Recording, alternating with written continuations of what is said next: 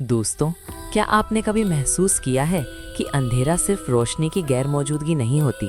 कभी कभी अंधेरा खुद एक वजूद होता है जो बस इंतज़ार करता है कि कब कोई अकेला मुसाफिर उसकी लपेट में आए। ये कहानी मेरे एक दोस्त समीर की है जो एक एमएनसी में नाइट शिफ्ट करता था। ये पिछले साल की बात है। समीर रोज़ रात को 2 बजे अपनी बाइक से घर वापस आता था। रास्ता काफ़ी सुनसान था। एक तरफ घने बनियन के पेड़ और दूसरी तरफ पुरानी बंद पड़ी मिल्स। उस रात मौसम थोड़ा अजीब था। हवा बिल्कुल बंद थी, लेकिन ठंडक ऐसी थी जो जैकेट के अंदर से हड्डियों तक महसूस हो रही थी। आसपास की स्ट्रीट लाइट्स थरथरा रही थीं, जैसे उन्हें भी किसी ने जकड़ रखा हो। समीर जब उस पुरानी मिल वाले रास्ते से गुजरा तो अचानक उसकी बाइक का इंजन थोड़ा गरगराने लगा। उसने सोचा शायद पेट्रोल खत्म हो रहा है, लेकिन तभी उसकी हेडलाइट की पीली रोशनी में उसे दूर से एक साया दिखा। सड़क के बिल्कुल बीचों बीच एक औरत खड़ी थी।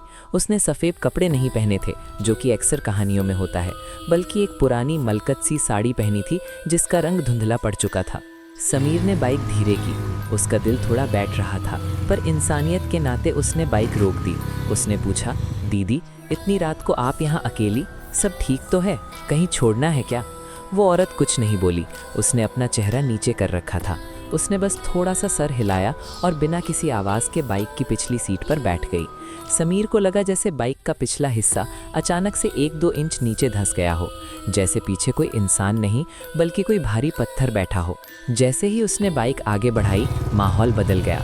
उस औरत से एक अजीब सी महक आ रही थी, जैसे पुरानी गीली मिट्टी और किसी सड़ी हुई चीज़ का मिश्रण हो। समीर ने मिरर में देखने की कोशिश की, लेकिन उसकी साड़ी का पल्लू उसके चेहरे को पूरी तरह ढके हुए था। रास्ते में एक रेलवे क्रॉसिंग आई जहां फटक बंद था। समीर को रुकना पड़ा। वहां सन्नाटा इतना भयानक था कि समीर को अपनी ही धड़कन किसी हथौड़े की तरह सुनाई दे रही थी। तभी उसे अपने कंधे पर एक ठंडा एहसास हुआ, जैसे किसी ने बर्फ जैसा ठंडा हाथ उसके कंधे पर धीरे से रखा हो। उसने सोचा शायद हवा होगी, लेकिन वो उंगलियां उसकी गर्दन पर रेंगने लगी थीं। फटक खुला और समीर ने घबराहट में बाइक तेजी से भगाई। तभी उसे अपने कान के बिल्कुल पास एक सरसराहट सुनाई दी। वो औरत गुनगुना रही थी, एक ऐसी धुन जो समीर ने पहले कभी नहीं सुनी थी।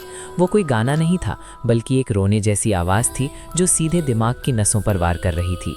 समीर का शरीर पसीने से नहा गया, जबकि हवा बर्फ जैसी ठंडी थी।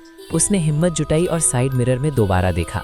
इस बार मिरर साफ था, लेकिन मिरर में दिखने वाला नज़ारा देखकर समीर के हाथ से हैंडल छूटने ही वाला था।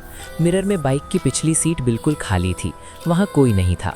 लेकिन जैसे ही उसने डर के मारे बाइक रोकने चाही, उसे महसूस हुआ कि पीछे बैठी उस चीज़ ने उसकी गर्दन को पीछे से जकड़ लिया है। वो हाथ इतना सख्त था जैसे कोई लोहे की जंजीर हो। समीर को सांस लेने में तकलीफ होने लगी। तभी उसके कान में वही ठंडी फिसफिसाई हुई आवाज़ आई, मिरर में मत देखो समीर, मैं तुम्हारे बिल्कुल पीछे हूँ और मैं हमेशा यहीं रहूँगी। समीर ने आंखें बंद की और बाइक की पूरी रेस दे दी।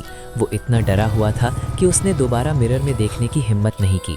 वो तब तक नहीं रुका जब तक वो अपने घर के बिल्डिंग के गेट तक नहीं पहुंच गया। सिक्योरिटी गार्ड को देखकर उसने ज़ोर से ब्रेक मारी। उसने झट से पीछे देखा, बाइक खाली थी। गार्ड उसके पास भागते हुए आया और पूछा, साहब क्या हुआ, आप इतने डरे हुए क्यों हैं? समीर कुछ बोल नहीं पा रहा था। उसने बस इशारे से पीछे की सीट दिखाई।